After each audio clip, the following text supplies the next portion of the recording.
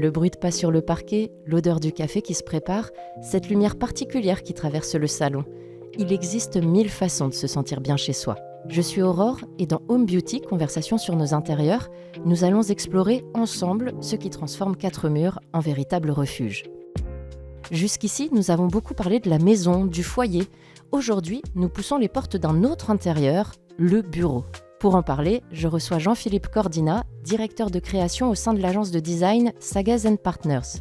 Depuis plus de 20 ans, il pense nos espaces de vie, des gares, des centres commerciaux, des trains, autant de lieux où il a observé comment les gens se déplacent, se croisent, s'arrêtent. Sa conviction, le lieu crée le lien. Bonjour Jean-Philippe. Bonjour. Alors question un peu bête pour commencer, mais qu'est-ce qui vous a amené à vous intéresser aux espaces de travail ? Alors c'est venu totalement fortuitement. On avait déjà designé nos propres bureaux à Saint-Ouen il y a quasiment un peu plus d'une quinzaine d'années, une vingtaine d'années, en sortant de Paris. Et donc on avait créé à l'époque un peu un nouveau standard, le bureau comme à la maison, avec un couple d'hôteliers qui nous recevait le matin, nous préparait le petit déjeuner, des bons petits plats, une cheminée au coin du feu, enfin voilà, des bons moments conviviaux qui créent vraiment un esprit d'équipe assez particulier. Et en voyant ça, nos clients nous ont demandé de designer leur bureau. Donc ça a été un grand lancement et puis on les a suivis dans cette aventure. Quelle est peut-être la pièce dont vous vous rappelez le plus de cette ancienne manufacture ? Le réfectoire, sans aucun doute, parce que c'était justement pas une cantine, c'était vraiment un lieu de vie. Et je pense que c'est ce qui dénotait beaucoup à cette époque-là dans le monde tertiaire, dans le monde du bureau, c'était d'avoir un lieu de vie où on venait avec plaisir prendre un café, discuter, déjeuner, très bien d'ailleurs, le midi. C'était des bons moments, on y a fait des soirées mémorables aussi. Donc voilà, non, je pense que c'est vraiment ce qui caractérisait particulièrement l'agence. Mais au premier coup d'œil, on peut dire que c'était son petit jardin potager. Quand on arrivait, qui nous mettait tout de suite dans un environnement très décadrant. On a toujours été attaché à la nature, au vert. Dans notre nouvelle manufacture, on a un jardin tropical. C'est pas les mêmes latitudes, mais en tout cas, voilà, c'est toujours cet attachement à la nature. C'est ce que j'allais vous demander. Aujourd'hui, on est dans la nouvelle manufacture, toujours à Saint-Ouen. Qu'est-ce que vous avez peut-être rapporté de l'ancienne manufacture ? Quels sont les concepts clés que vous avez vraiment essayé de conserver ? Alors, l'ouverture vers l'extérieur, l'ouverture vers la nature, ça, c'est quelque chose qui pour nous est primordial. La qualité de service, c'est vraiment d'avoir une qualité de service pour les collaborateurs, mais aussi pour nos clients. C'est-à-dire qu'on prend plaisir à recevoir nos clients à l'agence et ils prennent plaisir à venir. Donc, c'est plutôt réciproque, c'est très sympa. Et ça crée tout de suite un climat humain très fort. Et je pense que c'est vraiment ça la valeur cardinale. Au-delà des aménagements, c'est toute la valeur humaine et relationnelle qu'on peut mettre dans les aménagements pour créer un cadre où on prend plaisir à vivre et à venir. Quels sont ces services dont vous parlez très concrètement ? Le petit déjeuner le matin, la restauration le midi. Café ? Le petit café toute la journée. On a une salle de sport et puis après, c'est la qualité des espaces pour travailler. C'est-à-dire que le service, c'est aussi le service, pas que distraction et au-delà de la partie purement productive, c'est aussi effectivement tous les services liés à des salles de réunion dans des formats hyper variés, plus ou moins formels, plus ou moins informels, pour être tout seul, isolé si on en a besoin pendant un moment, ou être au contraire dans des grandes réunions plénières. C'est toute cette variété-là qui est extrêmement importante et structurante dans nos aménagements. Et alors, quand vous accompagnez des clients pour leurs espaces de travail, comment vous procédez concrètement ? Est-ce qu'il y a des étapes clés à ne pas louper ? Complètement. C'est toujours une aventure unique. Et ça, c'est ce qui est passionnant dans notre métier, c'est qu'on rencontre des entreprises, donc on rencontre des histoires d'entrepreneurs. Et ça, c'est super. Avec des engagements, des valeurs, une personnalité. C'est toute la singularité d'une entreprise, c'est de marquer, d'être différent sur son marché. Donc ça doit s'incarner aussi vis-à-vis des collaborateurs dans les bureaux. C'est le premier moyen pour engager.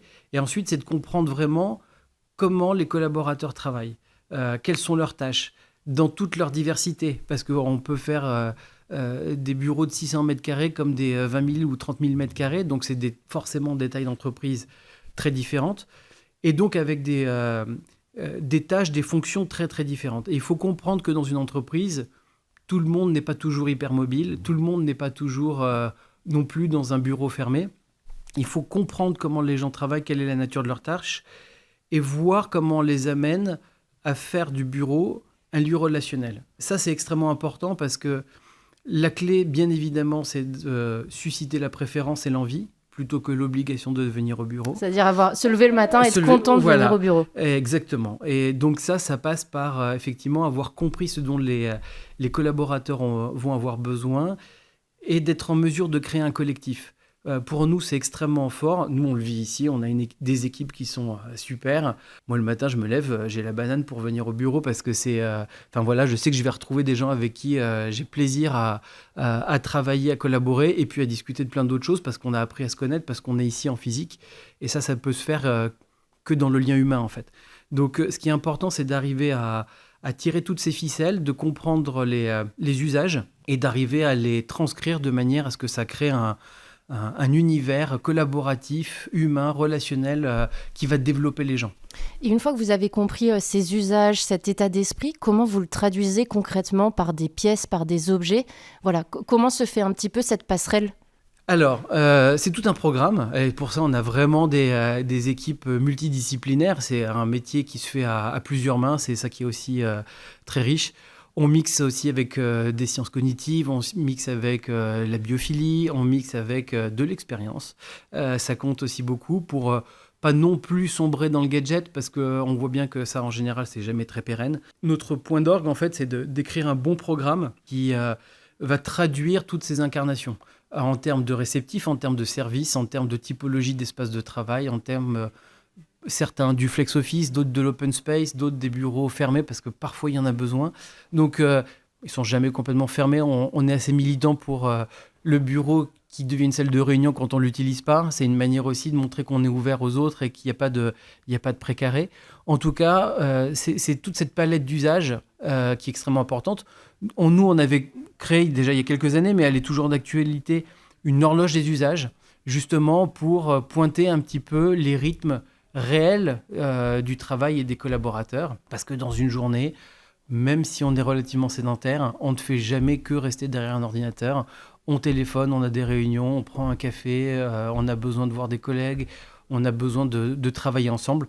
Donc ça crée toute une palette d'usages qui nous permet de composer les lieux. Et il faut que ces pièces s'adaptent justement aux différents usages dont on a besoin pendant la journée. Complètement. Alors c'est soit par du choix, c'est-à-dire avoir vraiment une palette à disposition. Il y a aussi des sujets qu'on aime beaucoup qui sont la modularité, c'est la capacité d'un lieu à avoir plusieurs usages dans une journée. Ça, c'est extrêmement important aujourd'hui. Il y a forcément souvent une réduction des mètres carrés, mais aussi une meilleure utilisation des moyens.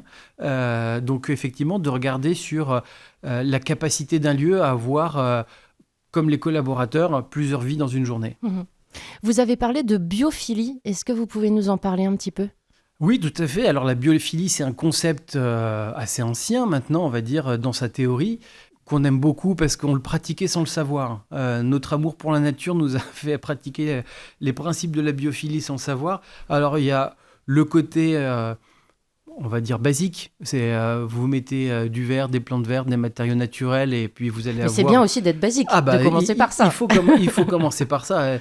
Un espace vert, c'est aussi important que la lumière naturelle. Donc, autant vous dire que c'est primordial dans votre bonne humeur. Donc, bien sûr, il y a ces éléments-là. Mais c'est aussi tout ce qui fait que la nature est bien faite. Donc c'est apprendre des usages de la nature. C'est d'avoir un repérage naturel. Comprendre comment on évolue dans son environnement sans avoir besoin de signalétique. Comprendre effectivement qu'on peut avoir besoin de différents moments, d'avoir des éléments de refuge. Dans la nature, on a besoin aussi parfois de se protéger. Donc, dans un open space, dans un espace collaboratif, il faut aussi anticiper qu'on peut avoir besoin de moments un peu de repli sur soi parce que c'est sécurisant, parce que pour sa santé mentale, ce sont des choses qui sont pertinentes. Donc voilà, c'est tous ces éléments-là qui nous permettent d'avoir une sorte de checklist, on va dire, mais qui se réinvente aussi au fur et à mesure des projets pour créer des espaces où on va appréhender les usages et justement la collaboration, la relation de manière naturelle, sans que ça force les gens. Est-ce que vous pouvez nous emmener dans un projet qui vous a particulièrement marqué ? Il y a un projet qui a été très structurant pour nous il y a quelques années. On en a fait beaucoup depuis, mais celui-ci il était moteur de nos réflexions, qui était fait pendant le Covid, donc dans une période où on rebattait les cartes. On ne savait pas tellement quel serait le monde qui nous attendrait après. Et on avait anticipé pour le coup, avec un peu de vision, les usages d'aujourd'hui, c'est-à-dire flex office, des territoires d'équipe, comment réincarner l'esprit de l'entreprise de manière embarquante. Et donc on a créé un lieu qui s'ouvre dès le parvis, non pas sur une banque d'accueil, mais sur un immense comptoir, un immense bar. Donc déjà la posture est complètement différente et beaucoup plus conviviale. Vous avez un grand tableau 2 mètres dans le hall qui est non pas dans le bureau du CEO, mais qui est à destination de tous les collaborateurs et partenaires et visiteurs du bâtiment. Et après, ce sont des espaces où, quand on rentre à chaque étage, on a réouvert les perspectives aux sorties d'ascenseur, de chaque côté des paliers d'ascenseur, vers les vues sur Paris, pour déjà avoir la lumière, la vue et avoir des perspectives, et des espaces très collaboratifs. C'est-à-dire qu'on a encore une fois des tisaneries, des bars, des comptoirs à tous ces étages, justement pour que les gens commencent par passer un moment ensemble et avoir des points de rencontre et des points qui fédèrent les équipes. Et après, on a mis en place un système de flex office, mais par territoire d'équipe, de manière à ce qu'on ne soit pas perdu dans un grand ensemble, qu'on ait un point de ralliement. Mais rien ne nous interdit d'aller bosser au 2e étage, au 4e, dans une salle silence ou dans d'autres espaces du bâtiment, justement pour que les gens circulent. Faire circuler les gens, c'est faire circuler les idées, c'est un point extrêmement clé dans la capacité justement à créer un collectif, c'est créer ces passerelles pour que les gens puissent de manière complètement naturelle, se rencontrer, se croiser, faire un point. Et avoir un endroit où se poser. Exactement, et ça c'est clé. Et dernier point, j'ai envie de dire, enfin il y en a beaucoup dans ce projet-là, dernier point, c'est que le dernier étage, qui est en général un étage exécutif, est devenu un étage collectif, avec le plus bel espace ouvert à quasiment 360 degrés sur Paris, avec une très grande terrasse, un jardin superbe. Enfin voilà, on est un peu dans un jardin sur les toits de Paris, c'est un lieu magnifique. Le programme de base, le voyez plutôt comme la salle du conseil, mais avec une utilisation forcément assez restreinte. Ça a été un plébiscite de tout le monde, la direction, collaborateurs, nous bien évidemment, pour en faire justement un lieu commun, un lieu où chacun peut venir prendre un café, organiser avec le CE des événements. Ils ont une initiative géniale, ils ont un super club de lecture qui est vraiment un espace d'expression et de partage qui réunit tout le monde. Donc c'est aussi ça, les usages du bureau, c'est de réunir les gens autour de passion.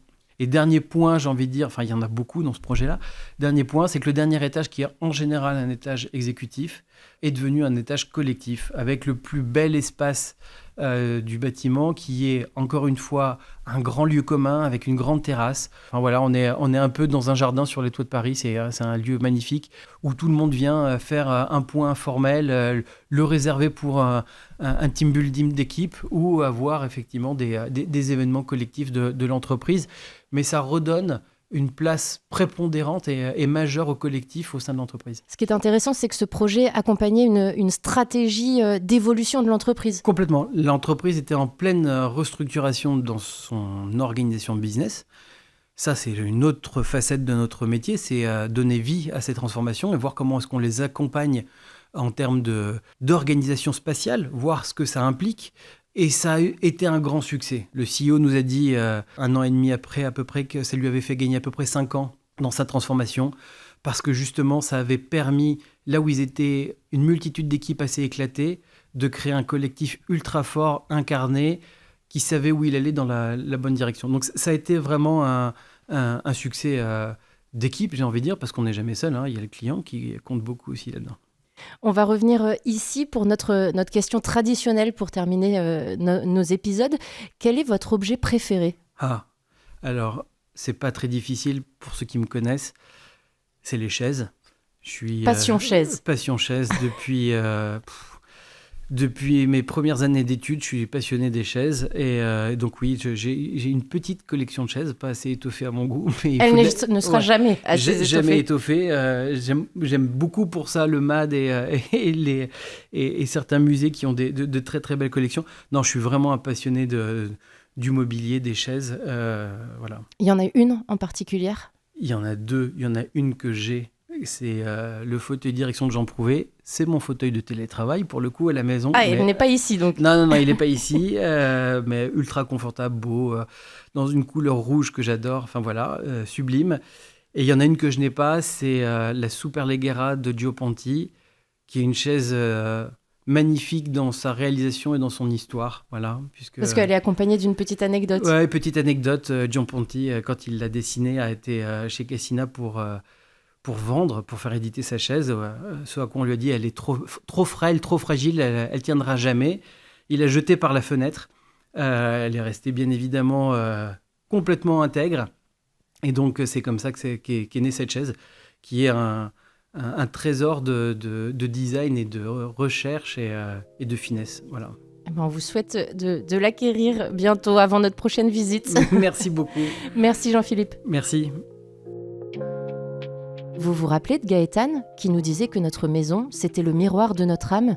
Eh bien, j'ai un peu ce sentiment en écoutant Jean-Philippe. Si notre intérieur nous révèle, les espaces de travail, eux, racontent l'entreprise. Ses activités, bien sûr, mais aussi ses valeurs, sa culture, son rapport aux gens. Et vous, que racontent vos bureaux ? Je suis Aurore. Vous écoutez Home Beauty, conversation sur nos intérieurs. Si cet épisode vous a plu, n'hésitez pas à le partager et en parler autour de vous. À bientôt.